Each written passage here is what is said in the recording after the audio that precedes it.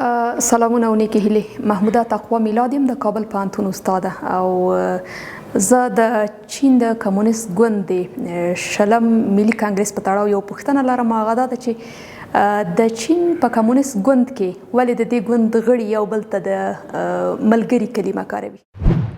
سلامونه. کابو 2000 کاله مخکې د ګویو په یوه کتاب کې لیکل شوي چې که خلک ګډ اخلاق ولري نو ګډ ځلونه به ولري، او که خلک ځلونه سره وتړي نو ګډ ارمانونه به ولري. په چیني ژبه کې ملګري ته تونجي ویل کیږي. تون یعنې ګډ او جي یعنې ارمان دی. نو هغه چاته ملګری ویلی شو چې ګډ ارمان ورسره ولرو.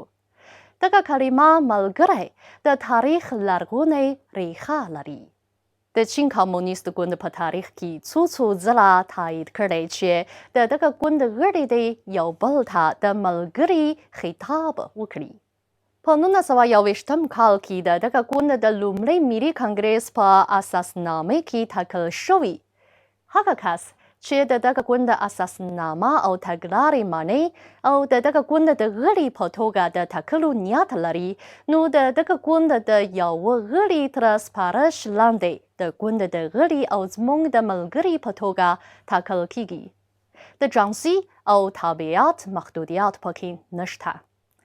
دا لومړی ځل دی چې د ملګري کلمه د چین د کمونیست ګوند په رسمي سند کې لیکل شوې ده.